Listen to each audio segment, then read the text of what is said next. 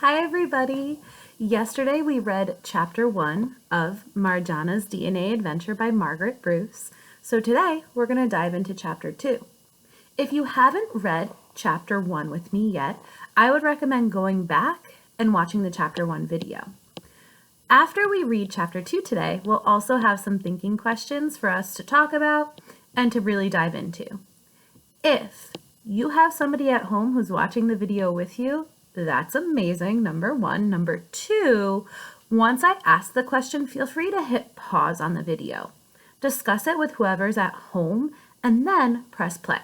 You'll hear how I attack the question and how I approach finding evidence, and then I'll give you the next question. So let's dive in. Chapter 2. Gearolks Unite. Last year, Marjanah and her two best friends had been the perfect trifecta. They were like the Three Musketeers, but smarter and multicultural and, well, girls. Olivia was an amazing engineer. Future engineer, we should say. She was a total gearhead. Her dad's words, not hers, who loved to build robots and make things come to life. Give her a carton of baking soda, a battery, and 2 wires, and she could give you at least 5 different items that either explode or begin talking, sometimes both, in less than 20 minutes. Then there was Maya. She was a bona fide geek extraordinaire, and proud of it. Unlike Marjanah, who only pretended to have glasses, Maya had them for real, and they looked great on her. She had chosen bright red frames to bring out her beautiful dark skin. Rumor had it, Maya was the only student at Shakerside Elementary who had known how to do long division since the 1st grade. With her eyes closed and one hand behind her back.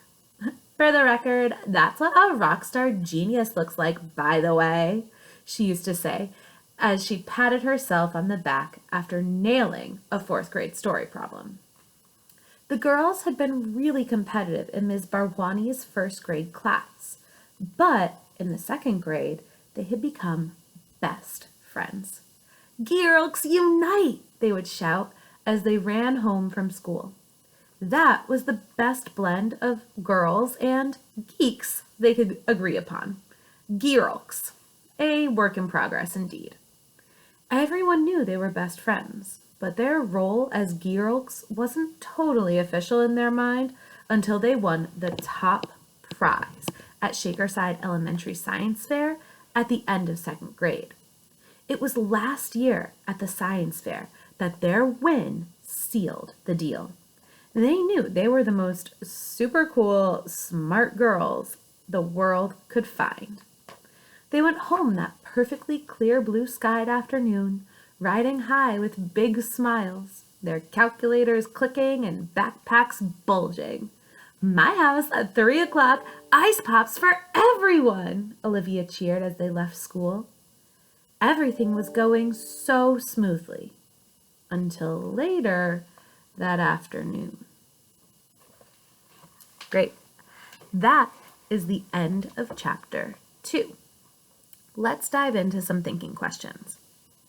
So first, we have the question, what does Marjanah think of Olivia and Maya? What does Marjanah think of Olivia and Maya? Take a moment.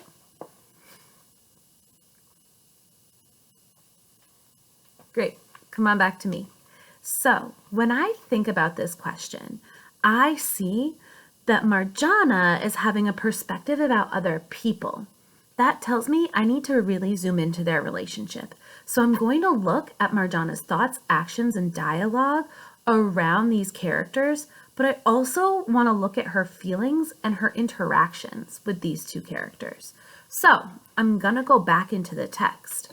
The first place where I notice that she's having a thought about another character is on page 18. She says, Olivia was an amazing engineer. Future engineer, we should say. So let's pause there. Marjanah thinks that Olivia is not only going to be an engineer, but that she is amazing already. That tells me that Marjanah believes that Olivia is really smart.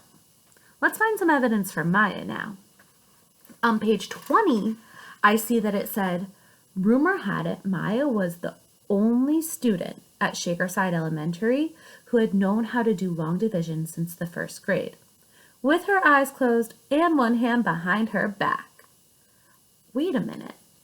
I know that doing long division in first grade means that you must be really smart. And it seemed like it was easy for Maya to do that. So this tells me that Marjanah believes that Maya is also super smart. I know that Marjanah really values that characteristic of being smart.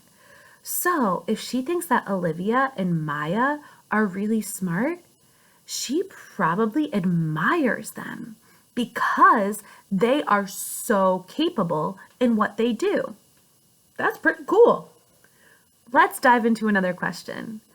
If you go to the end of the chapter, our second thinking question is going to focus in there.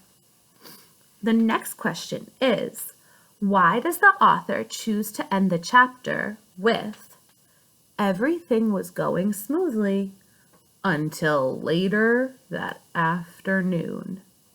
Take a moment and think. Great, come on back to me. So, when I think about this question, I have to consider the author's purpose. I know that the author included this sentence to make the reader feel or think something. So, when I first read that line, I wanted to find out what would happen next. Wait a minute.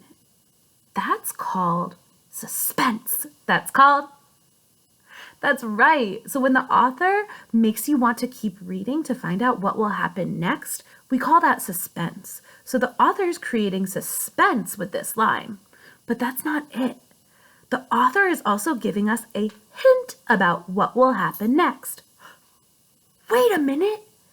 That is called foreshadowing. That's right. So when I think about this line, not only does the author include it because they want you to keep on reading and they want you to figure out what will happen next, but they're also giving you a hint that there will be a problem coming up because everything is going to stop going smoothly. Ooh, I can't wait for tomorrow when we find out what happens next in chapter 3. We'll see you guys then. Stay safe and stay healthy. Love you.